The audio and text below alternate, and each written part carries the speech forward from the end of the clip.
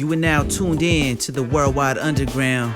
My name is Gabriel Teodros, your host for this long-form exploration of the art and politics of storytelling.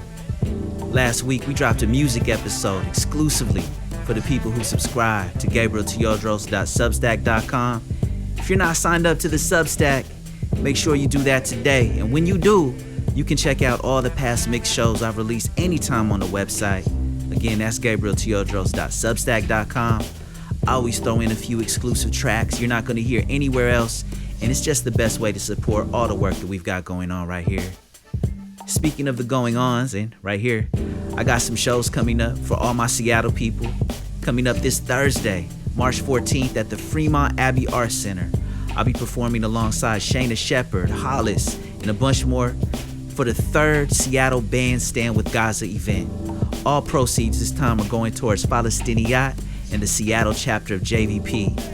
The last benefit I got to do for the PCRF with Kimya Dawson and Nikita Oliver was just sold out, and an amazing, beautiful night of music. So you really don't want to miss out on this. And then a little bit later, April 21st at the Black and Tan Hall in South Seattle, I'm very excited to be co-headlining a bill with Day Soul Exquisite as they wrap up their first West Coast tour alongside two more of my favorite Seattle artists, Yidam Sek and Desert Flower. You can grab tickets for both of these shows now at gabrielteodros.com or from the link tree on any of my pages. On to today's episode. My guest today is a master storyteller, the brilliant author, Maaza Mengiste. I first met Maaza back in 2009. Her first novel, Beneath the Lion's Gaze, came out the next year in 2010, and it was the first work of historical fiction about the Ethiopian revolution that I had ever read. That book really had me in tears, y'all. In 2019, her second novel came out, The Shadow King. It was another work of historical fiction, inspired by the many different roles that women played in the Second Ethiopian-Italian War. And then in 2020, Maaza edited the anthology Addis Ababa Noir, featuring some of the most brilliant writers in the Ethiopian diaspora today. And as you'll hear in this interview, just last year, Maaza got to go out for the Palestine Festival of Literature, and it's an experience that she says changed her, and you're gonna hear all about it in this episode. Maaza has been an outspoken advocate for the Palestinian cause ever since, and I'm just so excited to share her voice and her story on the podcast today. Thank you to everyone who supports us here on the Worldwide Underground. Hope y'all love this episode and this conversation as much as we loved having it. Appreciate your ears. It's the Worldwide Underground. Let's get into it. Hey, it's the Worldwide Underground. I am sitting here today with a master storyteller, my friend, Maaza Mengiste. How are you, Maaza? Good, Gabriel. It's so good to see you. I know, it's been so long. I think the last time I saw you in person, you were getting set to launch this book in New York City. Oh my God. Yeah, I think so. With Hannah Georgis. Yeah. And Ijoma had an event literally across the street at the same time. And so we just stopped in to say hi. I remember that. I remember that. Yeah, how have you been? That was 2019, and that was a different world. Completely. It was a completely different world. That was pre-pandemic. Mm-hmm. Pre so much. I think I've been holding on the way that most people have.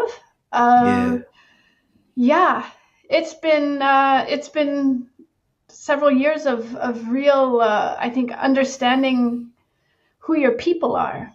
That's right. And really having to reckon what we do as artists and the meaning of that work. Mm-hmm. I think that's where I've been, most of these years. Yeah. How do you?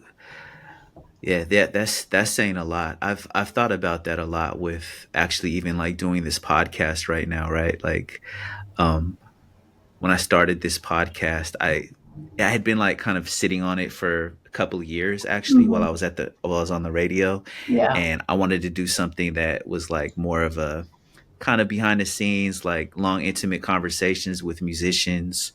And I realized that, you know what, my world is so much bigger than just musicians. And, um, and then with the timing of everything, like I ended up starting this podcast right as the genocide started in Palestine. Wow. Just coincidence, like it's just the timing of it. And I was like, well, I can't do that thing that I was planning to do because this is way more pressing. And what the podcast has kind of become is I said it to you right before we hit record, but it's become this like kind of meditation about the arts and politics of storytelling and what that means in this time and in general, you know. And you're one of the people I wanted to talk to the most in this time because you've been so outspoken for Palestine these last few months, and I want to thank you for it so much. Um, and and I saw that you traveled to Palestine. Was it last year or? Yeah, it was in end of May, beginning of June. Yeah, I was. And yeah, that was we knew we've heard the news, you grow up hearing Palestine, and there's always this acceptance of the fact that, well, it's just complicated there. And these two groups of people are just always going to be fighting each other because that's just how it is. And I knew about the injustices, but when I got there, and I began to recognize, not the things that make the news, which is a killing, mostly murders of Palestinians, but the small daily effects of this apartheid. You can't drive a car in your town anymore. The Right. area where you used to shop, all the Palestinian shops have been shut down. Your home is being threatened for takeover by people across the street who are settlers who have stolen the house of your neighbor, and they dump trash in your yard every day, and you're not allowed to clean it up because it's against the law to clean up That's your own yard. And so people are living with piles and piles of trash and shopping carts and rotted bread, just out of spite. Settlers are dumping things, and yeah. that's just one incident that doesn't make the news. Right. And so it changed me. I mean, aside from the advanced weaponry and AI machine sniper guns that are trained on roads where school children go. I mean, those are the bigger things. But I left, and I was not the same person at Yeah. all. Some of the people that I talked to are now in detention and have no idea Wow. what's happened to them. I just received news yesterday that this town that really broke my heart because of the history there, settlers are now getting ready to attack it. Wow. So it's ongoing. It's not just Gaza. Gaza deserves our attention. Yeah.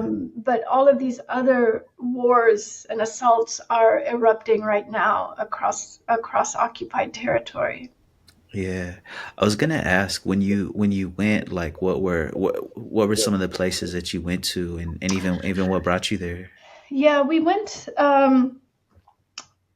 through Jordan, through Amman. Mm. A lot of people land in Tel Aviv and then move into the territories that way, but we bypassed that completely. Went through Jordan and oh gosh, went to Hebron, which is just a devastating place. The Mm. apartheid system there's no air.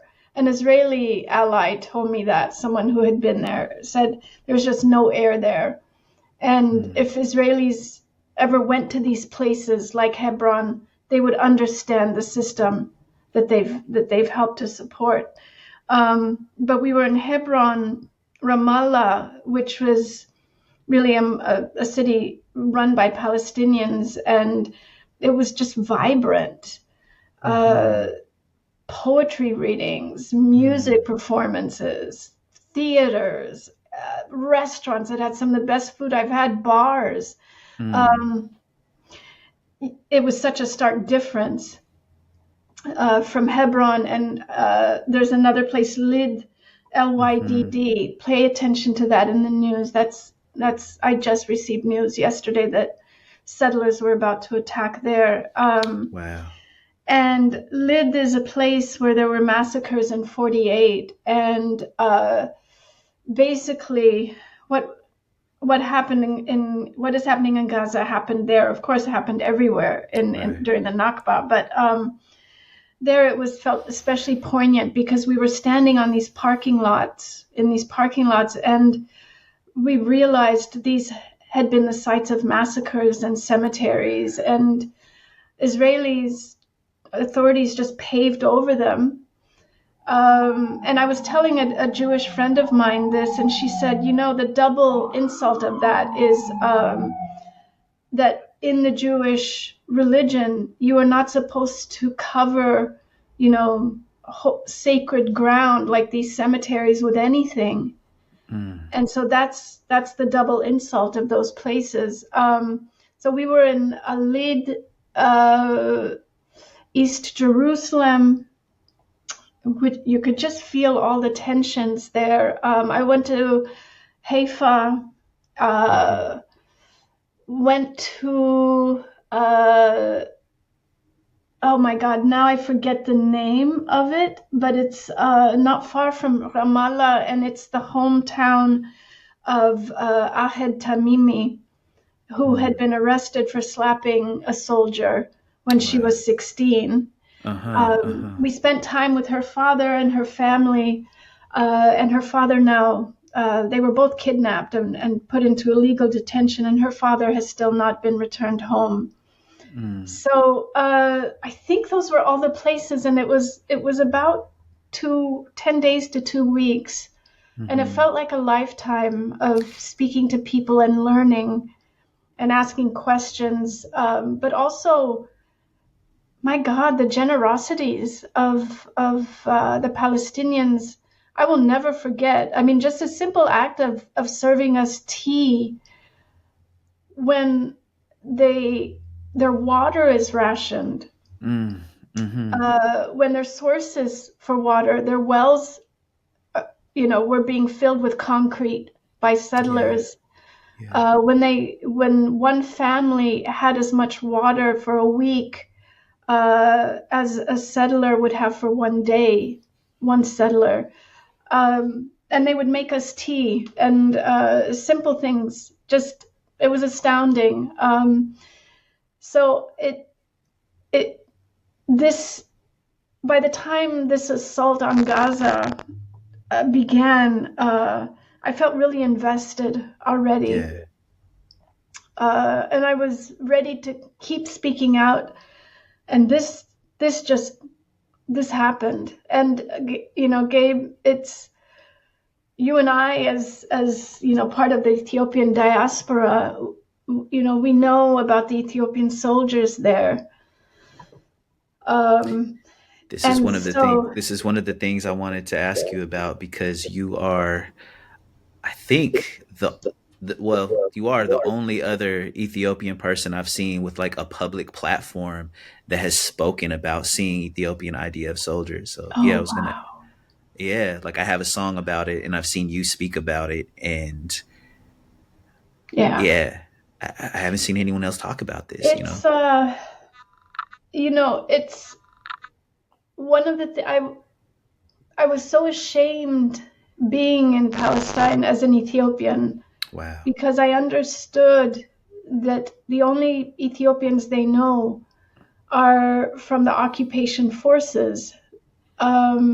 And so when Palestinians would ask me where I'm from, I would of course say I'm from Ethiopia. I live in New York, and they were always kind to me. They were always kind. But I had this experience, particular experience in Hebron, We were in a mosque with a guide telling us about the history, and there were a group of young recruits, the occupation forces. So what the Israeli authorities do is they take them through this mosque as well, but they give their own version of this history.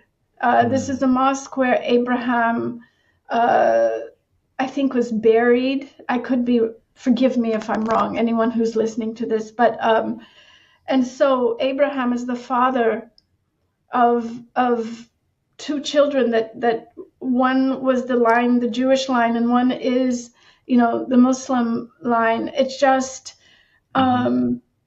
it's this territory that can and should be shared, and the Muslim population, this is how they've seen it, but slowly this force is encroaching even on this holy space, and they take their soldiers through the mosque and tell them that this belongs to them, that this is only theirs.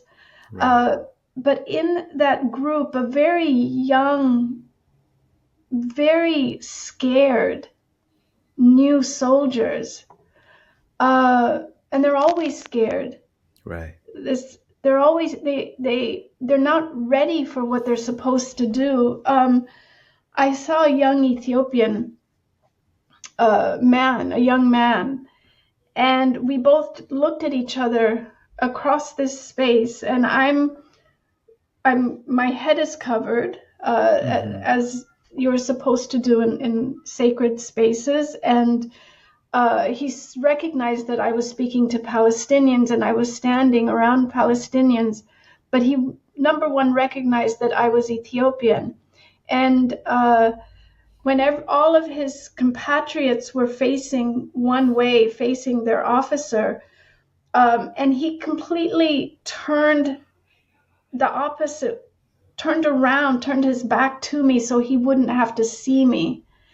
Like, not even in the peripheral vision. He completely turned. And he had a yarmulke on, and he covered that and covered his face and hid his face in the crook of his elbow and wouldn't move that. There's a video of this moment. There was somebody recording everything. And I just kept staring at him. Yeah. And he was visibly uncomfortable. And he didn't want you to see him. I don't think so. It was really something. We were really looking at each other across this huge divide that was not a geographic location. Right. He recognized, I don't know, Then when I went out of the mosque, and our guide said, there is a way that I can take you, but I'm not allowed to walk on this other road. It's been now completely restricted. Hebron is slowly shrinking for Palestinians. I see. And he's lived there his whole life. Right. And he said, there's a road I cannot go, but if you would like to go, you can go on your own. There is a sniper, an AI facial recognition sniper. Whoa. On the top of like this, where the checkpoint is. And he said that what it does is that it's in its database is like all of these faces that are most wanted. And if the sniper camera recognizes the face, it just shoots. But it makes mistakes because they're practicing. They're trying to perfect this system. I've just heard now that they are starting to use this in Gaza as well. It's some of that software. And so he said, there is this thing, and if anyone would like to go walk on this way, you can, and I will meet you on the other way. So a lot of our group went the other way, but I saw a little kid with a backpack walking down that road, Gabe. And I said, if he's walking there, I'm gonna go there. I'm gonna walk down that road and see what that checkpoint is like. What does this little kid have to go through, wearing this big backpack? Right. And so I went through that checkpoint. When I got out on the other side, I was on my way to meet the rest of my group. And I saw down the road, not far, an Ethiopian soldier. And he was coming right at me. And he had his hand open and he was saying something and I couldn't understand. He was speaking in Hebrew. And I turned and there was a Palestinian friend of mine next to me. And she said, get your passport out right now. So I got my passport out and I handed it to him. And by this point, he's right up here and he just kind of grabs it and he's flipping through. And at that point, I'm thinking, do I speak in English?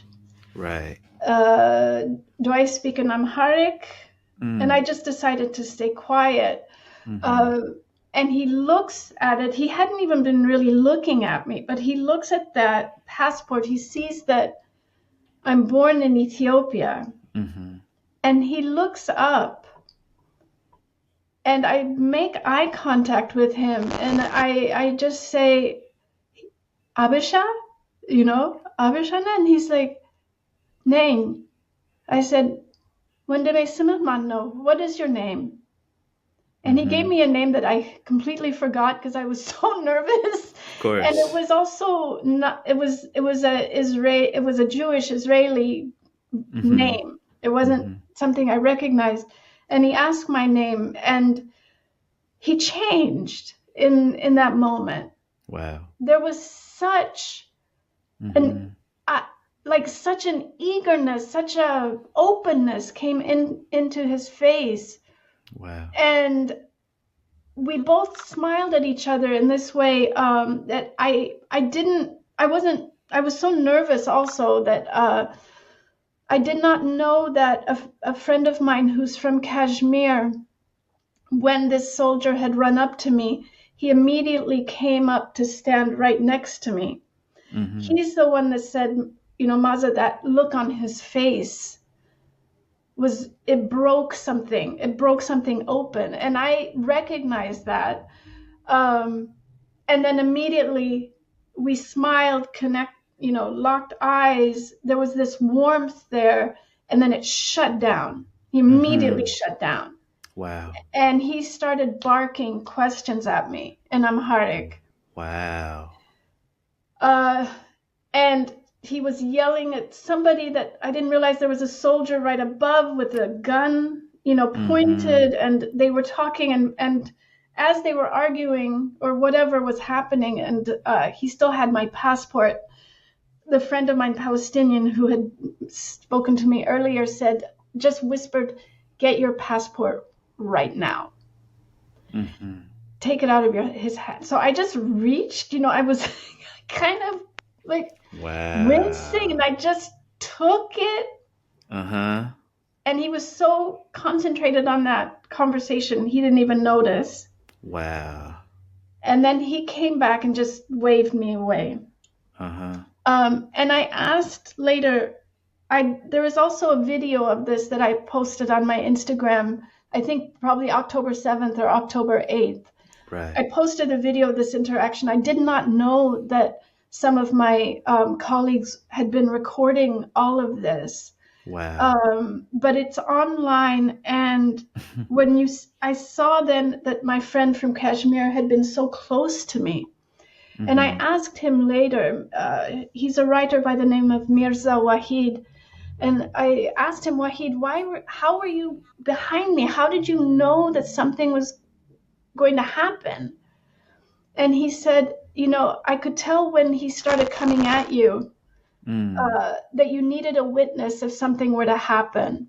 And he said, from my days in Kashmir, this is what we do. We get behind the person to bear witness. So you can see him also in that video, but I'll never forget that. I'll Yeah. never forget that encounter. And he had to, like that other young recruit.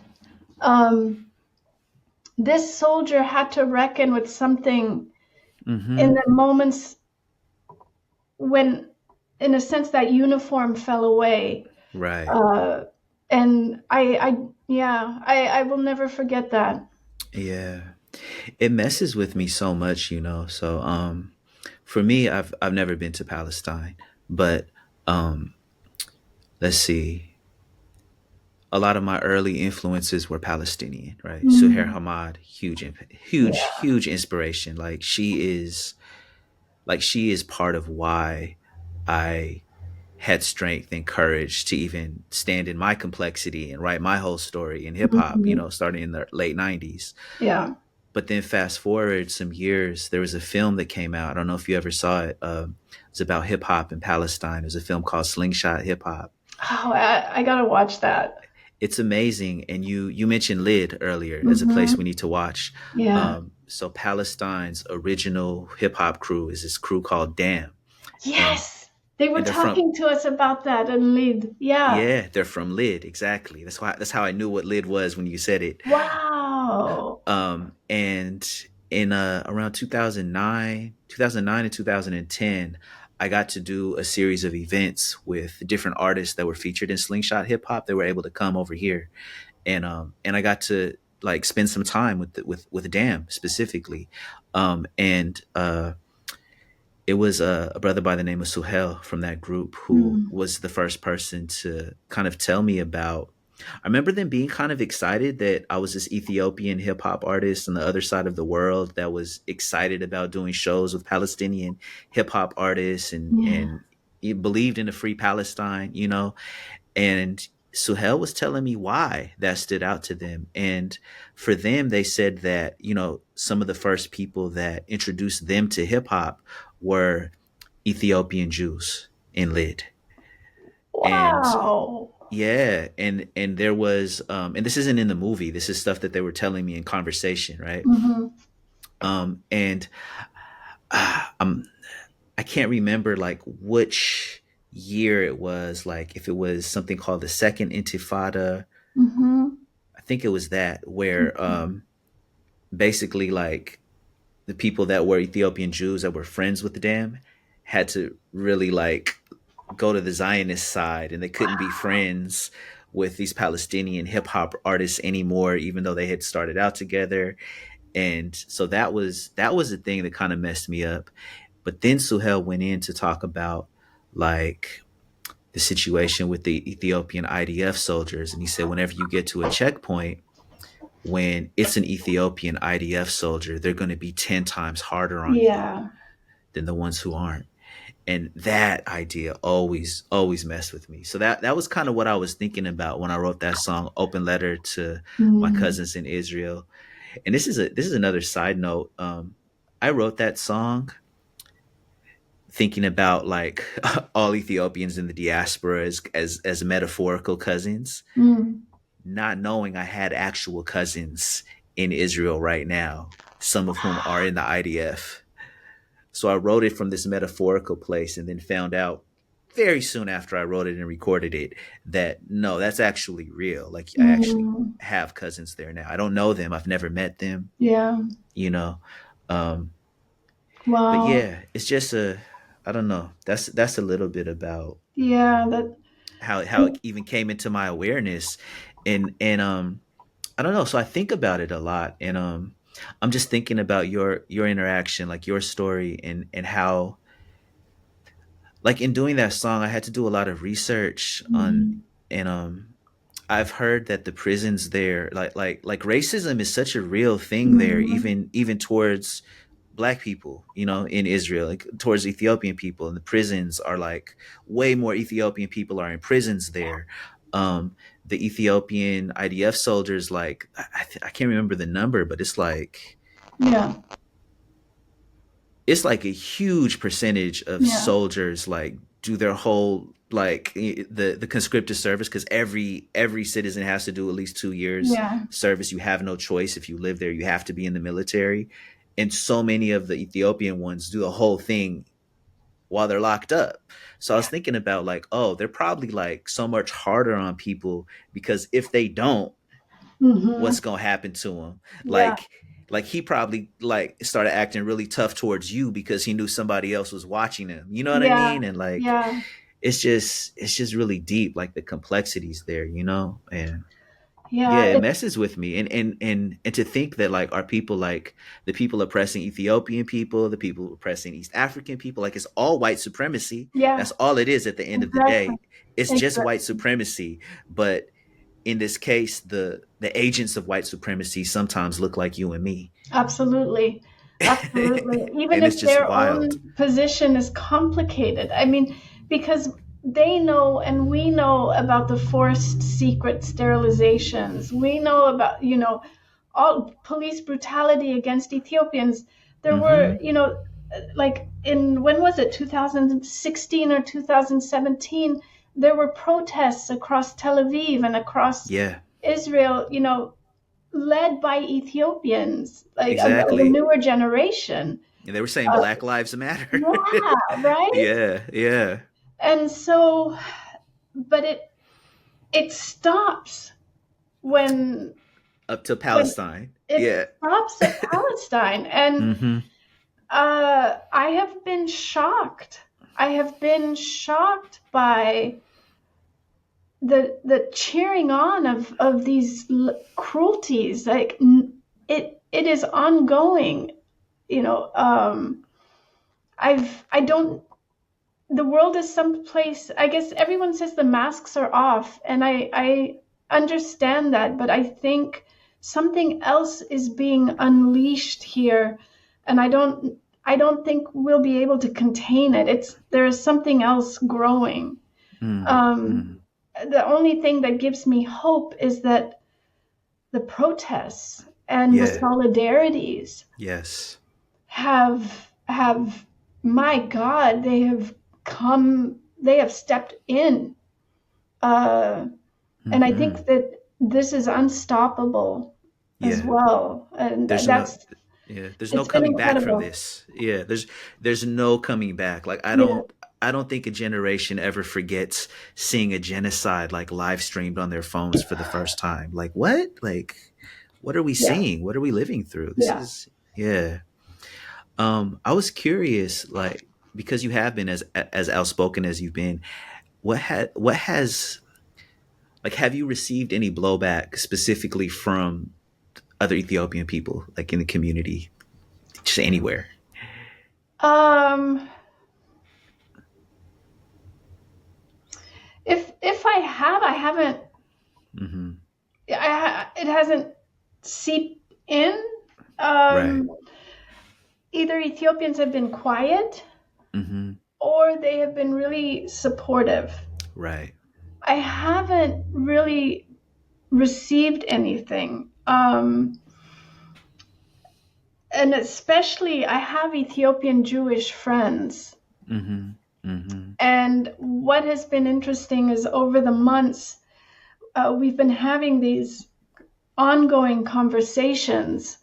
And at this point, I think we're on the same page. It's Yeah. and these are people who have relatives, or maybe I'll just say it's really one person. There are other people still ongoing, but Mm-hmm. there's a real reckoning amongst Ethiopian Jews, at least in the diaspora. Yeah. Um, I guess the only kinds of blowbacks, there have been some Ethiopian Israelis, who live in Israel that Yeah. have pushed back a little bit. That I've expected that. Yeah. Yeah. No, I've had a similar experience. It's all been support. It's all been people on the same Yeah, page out here. Surprisingly, I kind of expected more, um yeah. yeah. But I Yeah. think after that the civil it's the civil conflict war in Ethiopia, the war on Right. Tigray. Right. The way that I think leadership in Ethiopia has continued to betray its own people. This regime Yeah. is no different. Yeah. Um, People recognize, that it's when we say white supremacy, Hmm. people don't have to be white. Yes. And we see what we're really talking about is power, Yeah. power and greed, but power abusing those who do not have it. Yeah. Yeah. Absolutely.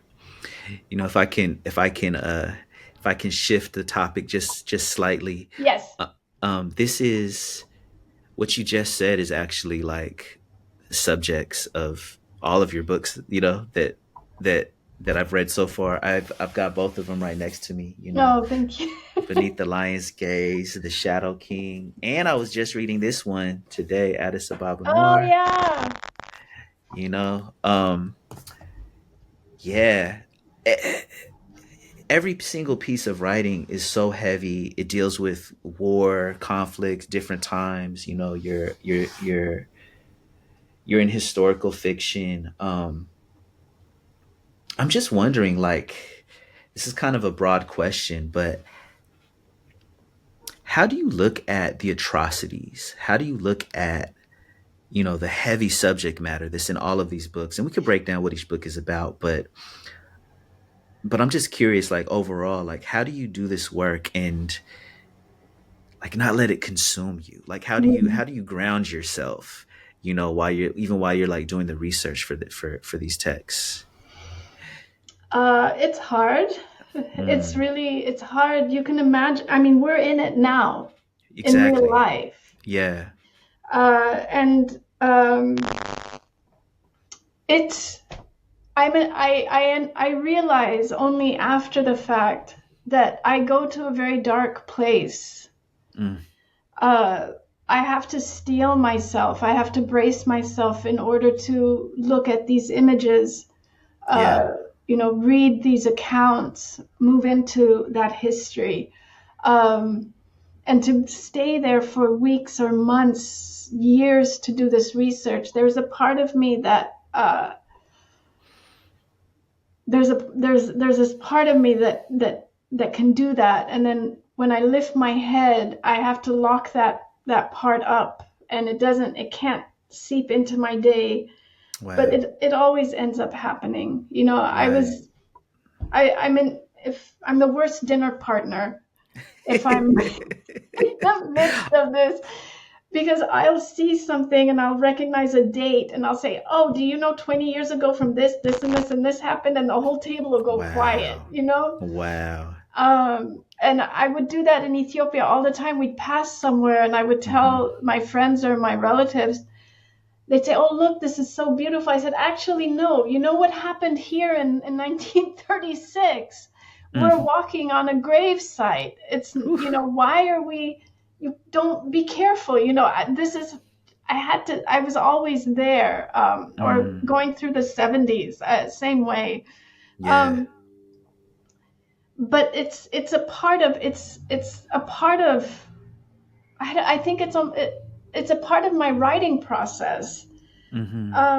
I do try to separate it. When I lift my head, I step away from my desk. These things should be back on the desk, but it seeps in, and I think um, that's what it means to witness. Mm. I realize that my research is an act of witnessing. Yeah. It is, and so the writing becomes a kind of testimonial of what happened, but that research is a witness. And Hmm. if it didn't affect me, then I don't know why would I be writing this if it doesn't affect me, if it doesn't begin to seep in? Right. And so I'm in that space. And I have to say, these last months, since October, I have been in that space again, even without writing. Yeah.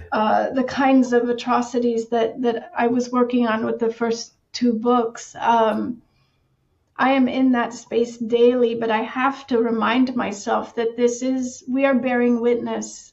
Right. We're witnessing. Next will come the testimonials. Next will come, but we have to.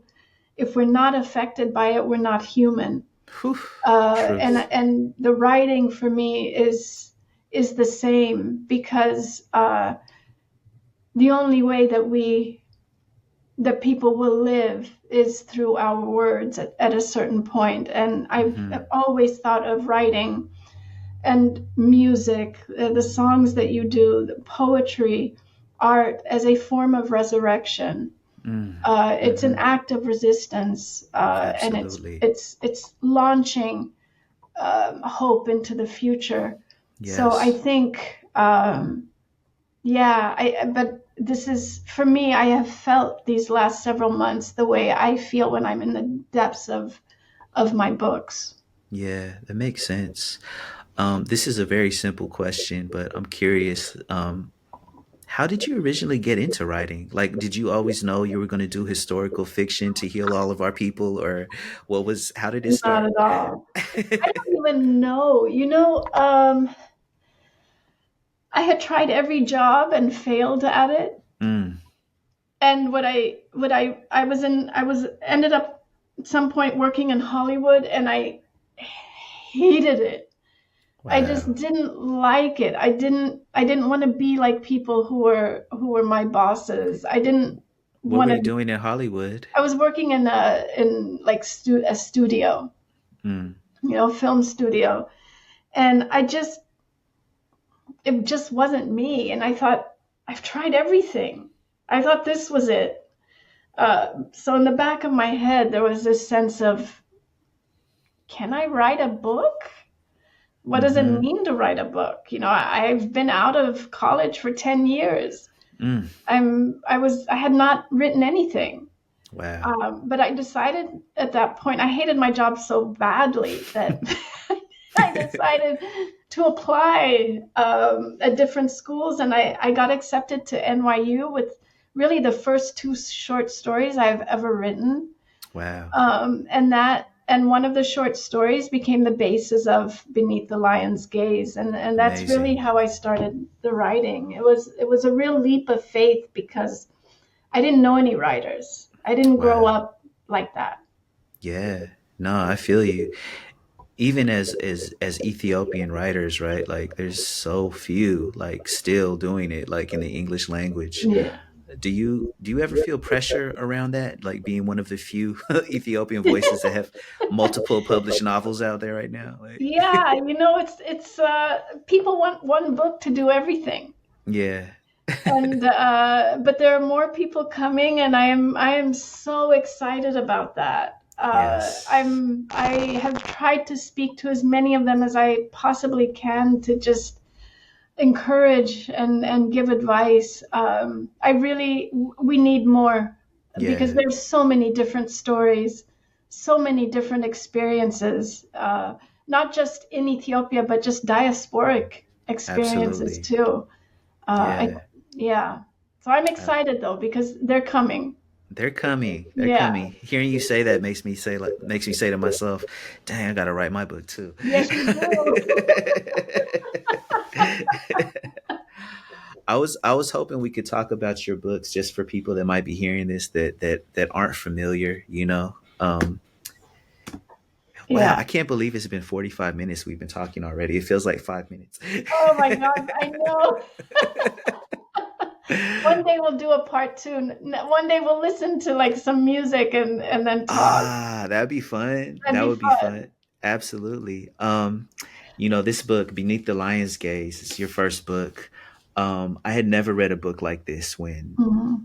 when when I picked it up. I remember I was living in New York City at the time, and I remember I was reading the book on the subway, and I was reading kind of slowly, and then about halfway through the book, I was like, "Oh my god." Like, I had to sit down, stay up the whole night, and I just like read the whole second half in one Mhm. night and cried my eyes out because I had never read a book that went in on like the literal trauma, like the literal reason why my parents left Ethiopia. Mhm. And and it just meant so much to like to have your language to I mean, you're such a beautiful writer. Like, I'm just going to shower you with compliments for a minute. You just have to bear with me. Like, the descriptive language, the reading the Amharic words, like hearing, like I could hear like members of my family like in Mm, your writing. You know what I mean? And my family's not one that really talks about their trauma. It's there's so many secrets and things that yeah. people in my family have lived through that I was shielded from growing up out here in the United States. So your book was like almost like a window into my own family's trauma and the things that we needed to Mm, heal from, So it meant so much to me and thank always will. you. So thank you, thank you, Thank you. thank Thank you you for for for that. your work. Um, yeah, I just wanted to ask, like, what was the process of writing that book like for you, like your first novel? Yeah, well, I grew up in a family that didn't want to talk about that history too. Mm, And but I was a child. I was really little when the revolution broke out, and I no one was answering my questions about what happened, what is happening, what's going right. on. And even from the United States, when I left with my memories, and I thought as I grew older, okay, now maybe somebody will answer some questions for me, and nobody wanted to talk about it. So it's I just started trying to read everything I could about Hmm. Ethiopia, uh, and from the readings, but also from listening to relatives and friends, bits of information comes out. If you're listening at dinner parties or at gatherings, somebody will say, oh, so and so, they were taken that one night. Do you remember? And then nobody wants to talk about that. Wow. And I remember distinctly one moment where one of my aunts said, oh, every time I see a beige Volkswagen van, I start crying. Hmm. And somebody said, oh, we can't talk about that. And then I looked, I said, Wow. oh, wait, there's something here, And so it was really through piecemeal that I was able to do that, plus my own memories. My parents would never talk about anything Hmm. um, up to the very, very end. When the book Wow. was published, and I had done, research, but it was so much of my own memory, and the book was such it was an emotional upheaval to write that book. I Yeah. was really having to relive things that I thought I had forgotten, and I thought enough years had passed that it was fine, Hmm. and it wasn't fine. So I Right. think some of these emotions that you felt reading those chapters were what I experienced in writing them. Wow. Um, and it was hard. And when the book was published, uh, my mom sat me down and she said, "Well, I don't know how you could remember all of this." Wow. Yeah, down to names of people I thought I made up. Wow. For And real. yeah, like different soldiers, different like informers. And I said, I made that up. And she said, no, you didn't.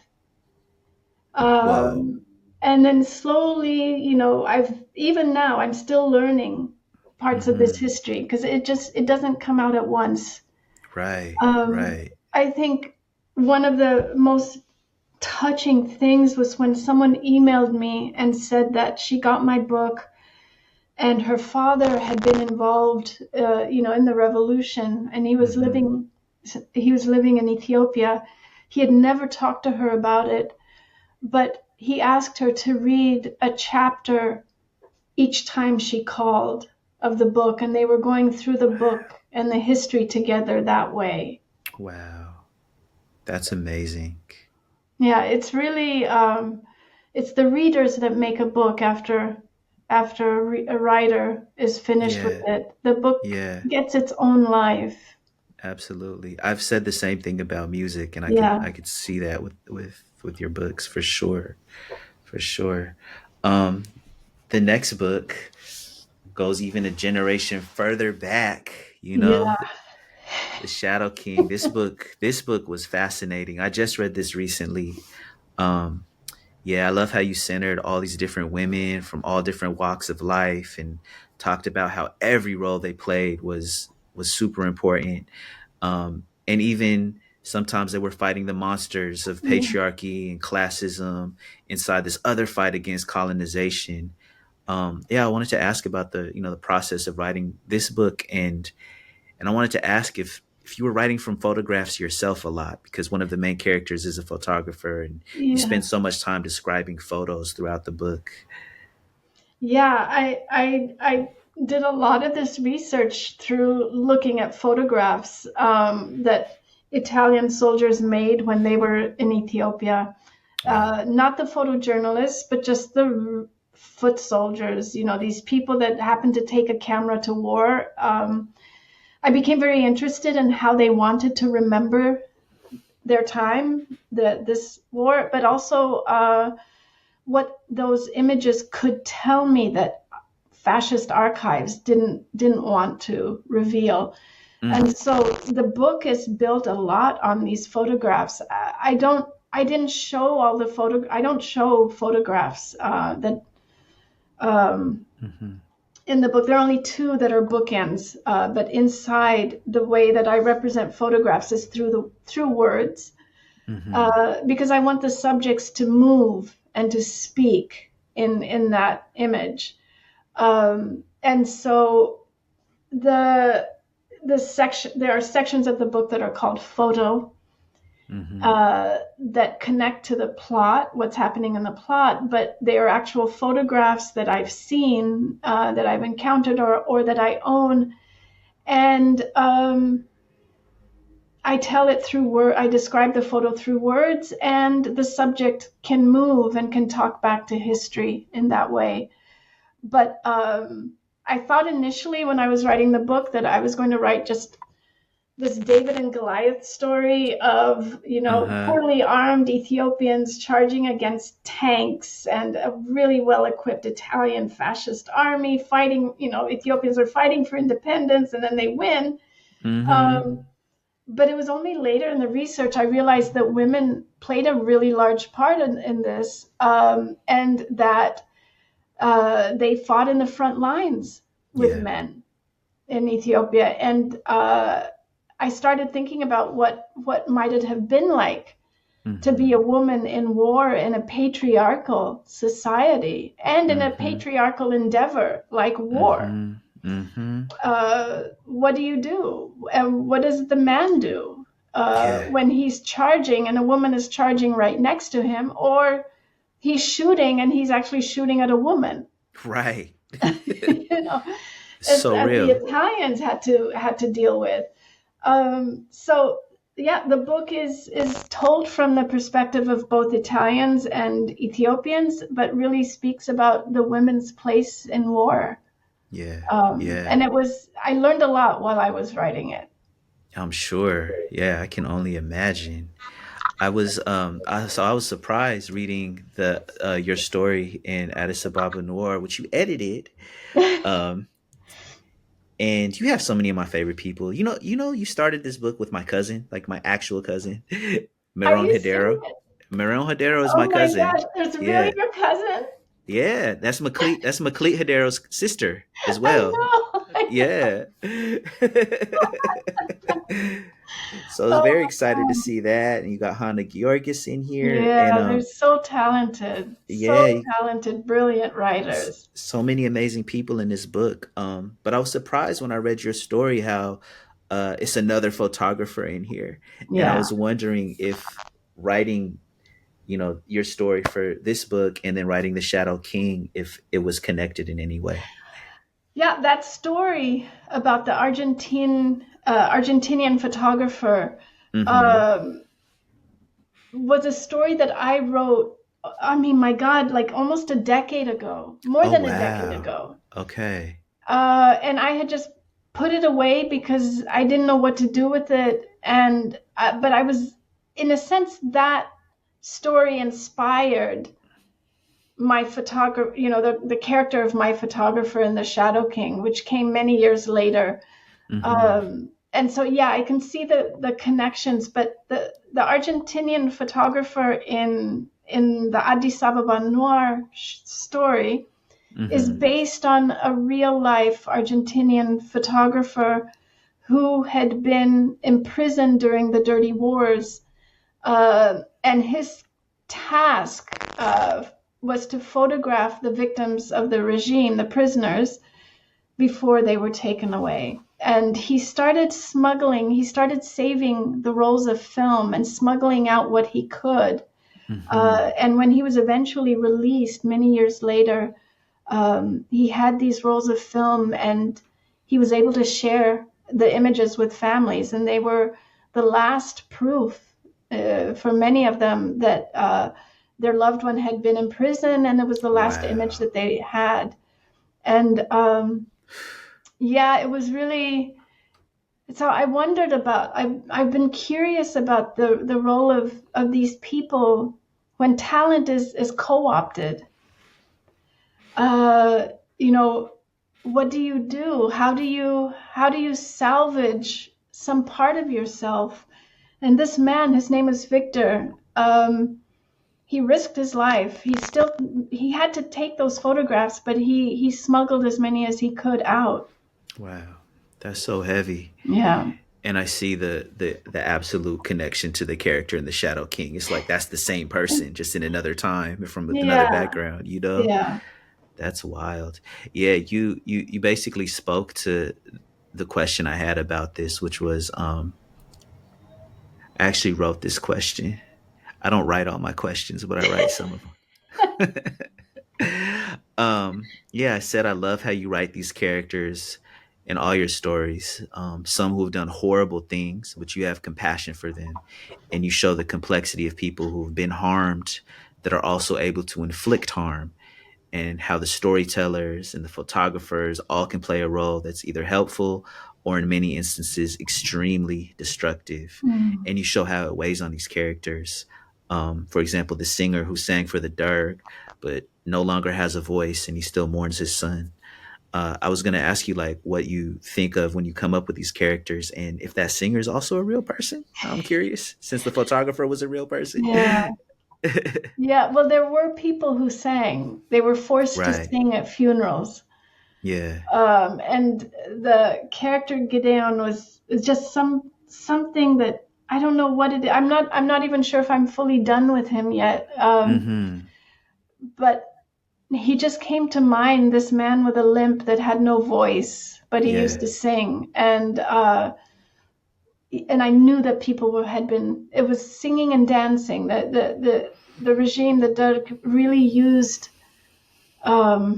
those two ways to influence and force people to, I don't know what the word is, to follow the rules, but also, to make them afraid. Yeah. That's wild. That character is very compelling. You should definitely do more with that. Thank you. Yeah. I was like, Thank wow. you. Yeah. I wanted to ask you, how do you feel like historical fiction can help us see what's happening around us here and now? Wow. I think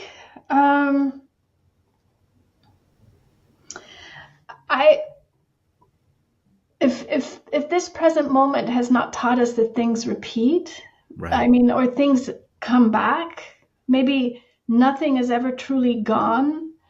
And I don't know what would show us that if it's not right now. And I think what historical fiction does is it provides a perspective of the past. It provides a reckoning with history, so that we can better understand what we need to fight against now. Right.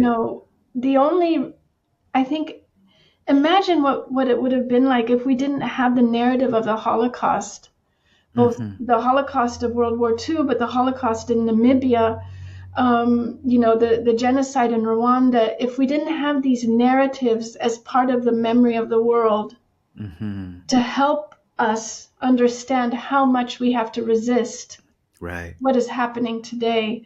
Historical fiction is one of those ways that we keep repeating the past so that we don't have to live through it now. But I think for me, it's also a way to commemorate people who've gone, the victims of conflicts, the people who were those ones that history chose to forget. They can live again and be remembered in the fiction that I write and other people write. Yeah, it's powerful work. I thank you so much for it. Thank you. Is there anything that you're working on now that you want to let people know about at all? No, it's too new. Okay. But Yeah. I am moving through it, trying as best as I can. It's, again, another book set in a conflict. Okay. But it's, again, way, way back, history way back. So I keep Yeah. going back to that historical fiction. I keep Yeah. finding, I think I find answers for present day in those moments. It makes a lot of sense, and yeah, history rhymes if it doesn't repeat. So Yeah. it's so important to have that clear vision, you know. Yeah, is there anything else you wanna leave the people with? No, I love talking to you. You gave it Likewise, so, we should do this even when it's not a podcast. you know what? We should. I know. We should. I would love that. Yeah, I would love absolutely. that. We're Thank you. we're saying it now. So, All right. well, this has been a joy and a pleasure. Yeah, thank you so much, Thank and you. I'll talk to you soon. Okay. I want to thank my friend Maaza Mengiste for being so generous with her time and stories. And I want to thank you all for listening. If you like what you heard today and want to hear more, be sure to tap into gabrielteodros.substack.com and hit that subscribe button. This is a completely independent endeavor. There's no sponsorships here, no advertising. It's all completely powered by y'all. So if you want to hear more, let me know. And we will see you next time, right here on the Worldwide Underground. gabrielteodros.substack.com. Once again, be good to yourselves and to each other, y'all. We'll see you soon. Peace.